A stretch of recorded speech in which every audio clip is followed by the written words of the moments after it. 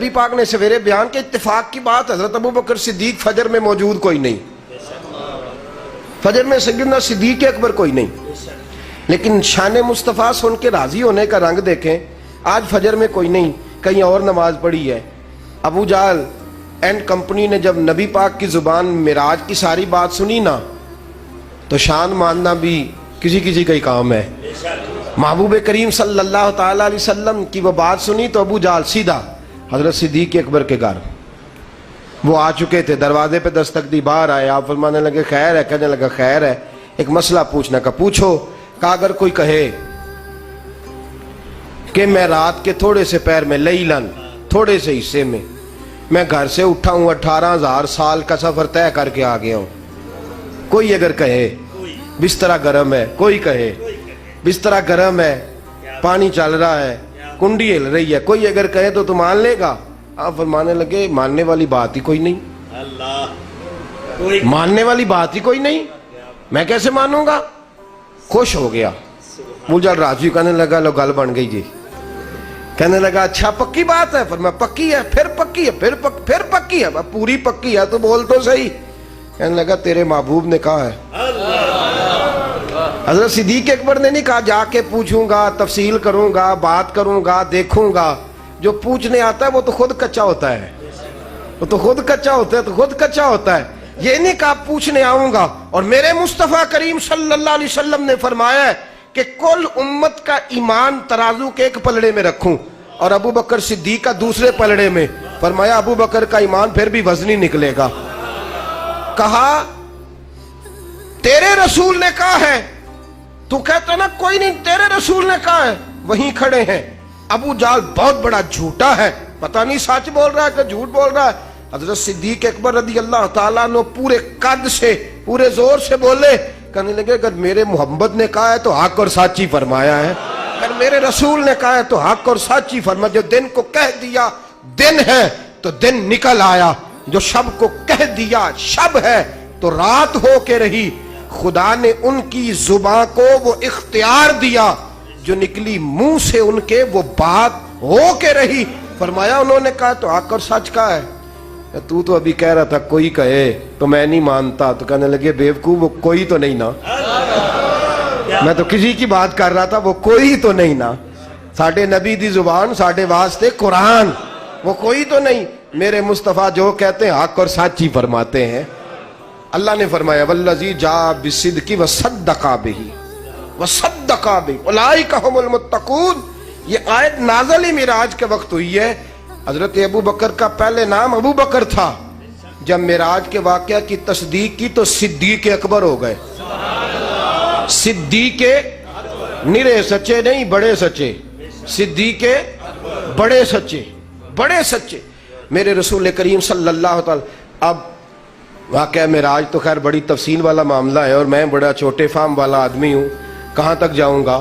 محبوب فرماتے ہیں براق پہ بیٹھے اور نکلے، جہاں اس کی نظر جاتی تھی وہاں اس کا پہلا قدم جاتا تھا، جہاں نظر جاتی تھی وہاں مفتی شریف الحق صاحب امجدی رحمۃ اللہ علیہ شیخ الحدیث جامعہ اشرفیہ مبارک پور کے، بہت بڑا مدرسہ ہے، میں نے زیارت کر رکھی ہے۔ ان کا ایک عقیدت مند تھا تو وہ ان کو لے گیا اپنے گاؤں تقریر کرانے، تو رستہ تنگ جاتا تھا، پیدل جانا پڑتا تھا کئی کلومیٹر۔ تو حضرت سے کہنے لگا حضور چلیں، بوڑھے آدمی تھے، کچھ دیر چلے تو تھک گئے، کہنے لگے کتنی دور ہے؟ کہنے لگے وہ سامنے لائٹیں نظر آ رہی، اور سامنے نظر آ رہا ہے۔ کہنے لگے ارے نادان، سامنے تو آسمان بھی نظر آ رہا ہے پر وہاں جایا تو نہیں نہ جا سکتا، تو مجھے بتا فاصلہ کتنا ہے؟ یہ سامنے کی بات چھوڑ، سامنے تو آسمان بھی دکھائی دیتا ہے۔ بزرگوں کی باتیں ہیں نا، کیا ان کے اندر جاذبیت ہے، کہتے وہ تو آسمان بھی دکھائی دے رہا ہے لیکن وہاں پہنچنا ممکن ہے۔ تو پہلی نظر انسان کی آسمان تک جاتی ہے۔ حضور فرماتے ہیں جہاں اس کی پہلی نظر جاتی تھی وہاں اس کا قدم جاتا تھا، اور محبوب فرماتے ہیں ہزاروں فٹ کی بلندی سے وہ مجھے لے کے اڑ رہا تھا۔ صحیح مسلم کے لفظ ہیں، نبی پاک فرماتے ہیں میں گزرا تو حضرت موسیٰ اپنی قبر میں کھڑے ہو کے نماز پڑھ رہے تھے، حضرت موسیٰ اپنی، اور محدثین نے لکھا اس وقت ان کے وصال کو 8,000 سال گزر گیا تھا۔ کتنا؟ بولیں 8 1000 साल बाद भी हजरत मूसा अपनी कब्र में खड़े होके नमाज, अगर हजरत मूसा 8000 साल बाद कब्र में नमाज पढ़ लेते हैं तो तेरे और मेरे नबी तो हजरत मूसा के इमाम है। वो तो हजरत मूसा के रोजे दे दिवाले ने गुलामां दियां टोलियां, वो एक पिया सुनदा करोड़ां दियां बोलियां, एक पिया सुनदा। और मैं हवाला दे जाऊं, बुखारी के लफ्ज़ हैं, हज़रत सईद बिन मुसय्यब रज़ी अल्लाह ताला अन्हु फरमाते हैं यजीद की फौज ने मस्जिद नबी में घोड़े बांध दिए थे। 3 दिन तक मस्जिद नबी में अजान और इकामत नहीं हुई। फरमाते हैं मैं दरवेश जैसी मेरी हरकतें थी तो मुझे पागल समझ के उन्होंने कुछ कहा नहीं, वरना 10,000 सहाबी शहीद कर दिया उन्होंने। ताबी बुजुर्ग है, फरमाते हैं मैं नबी पाक के कब्र अतहर के पास खड़ा हो गया, बैठ गया।